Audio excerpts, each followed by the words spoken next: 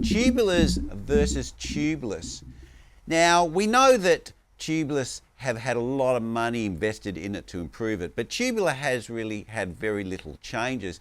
And if you listen to Josh Portnier from Silka, he's worked closely to some of the tyre companies, and he's made comments that $0 are being invested in tubular technology. So tubulars really are staying the same while tubeless are being developed.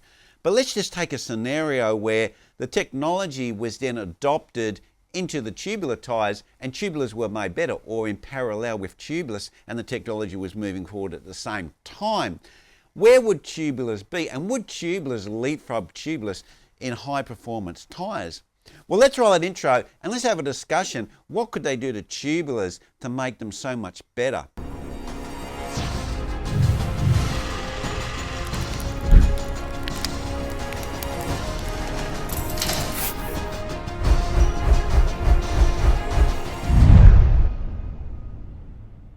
Well, before we do that, let's just talk about the two technologies. Not everyone is aware of what a tubular is. Now, a tubular has to have a completely different rim. It has no hooks on it. It just has a curved moon surface like this. And the tyre is actually sewn up into a donut, so you can't get to the tube. The tube's normally a latex tube inside, and they ride very well. So there is no hooks or bead that has to fit onto the tyre, and then the tyre is either glued on with contact cement or it's glued on with double-sided tape, and that's how you fit a tubular onto the rim. Whilst tubeless, I think we're pretty aware of that, it's a clincher that doesn't have a tube in, and you use sealant inside of it to make sure it seals and holds air, so there's no minor leaks with the way that it interfaces with the rim. So they're the two types of technologies. Now, what if we took some of the technology that's being developed in tubeless and applied it to tubulars? Now, Vittoria have developed in only the last year or so a insert, and it's a little bit different to the mountain bike inserts in the fact it's just a piece of foam that fits in there and kind of holds the tyre out.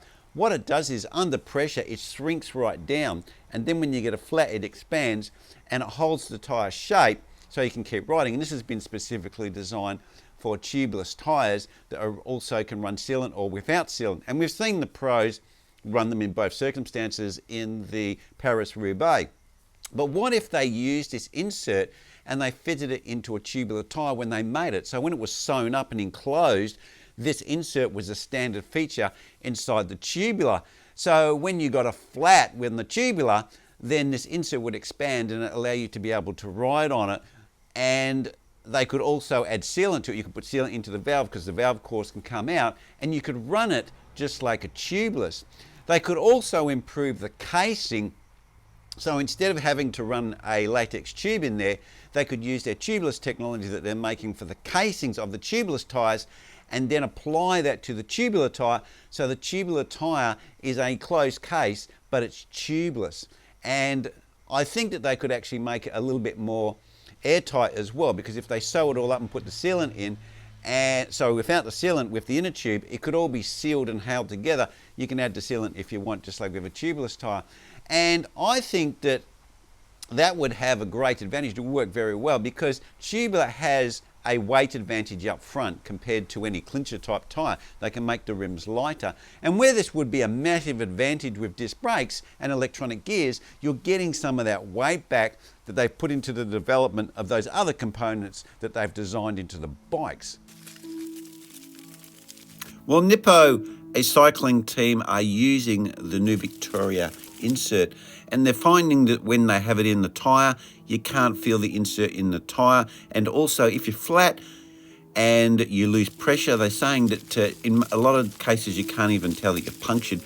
And they're also claiming they have reduced punches. So Nippo are finding the Vittoria insert quite successful. So in conclusion, could this really work? I can't see why not. They're just using technology that's available today and they're applying it to a tubular tyre. And if they can make a casing that's tubeless, surely they can make a casing that's tubeless on a tubular tyre. And what it would do is it would take away that idea that people have, like, oh, why would you want to run tubulars? Because if you get a flat, how do you fix it? You need to have a pro vehicle car following around everywhere so you can change your wheel over and you can keep riding. Well, that's not really true. You can actually put sealant into tubulars and fix them on the side of the road, or you can actually take the tyre off and put a new tyre on. It's not that hard, it's very easy, and then you can keep riding.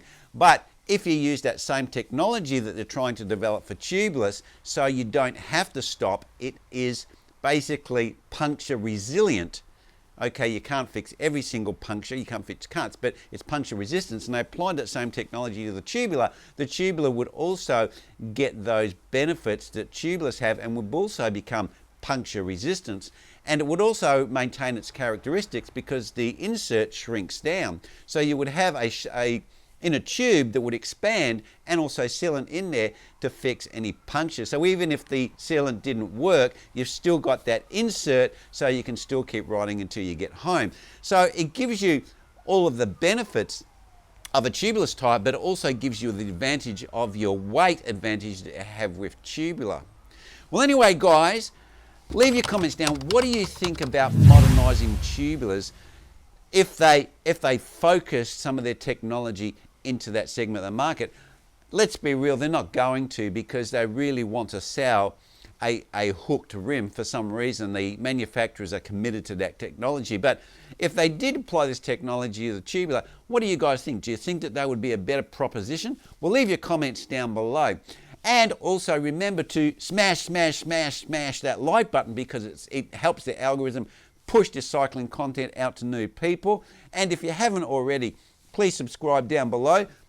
That would be really appreciated. Well, anyway, that's where I'm going to leave it for this midweek video, and I will catch you next vid.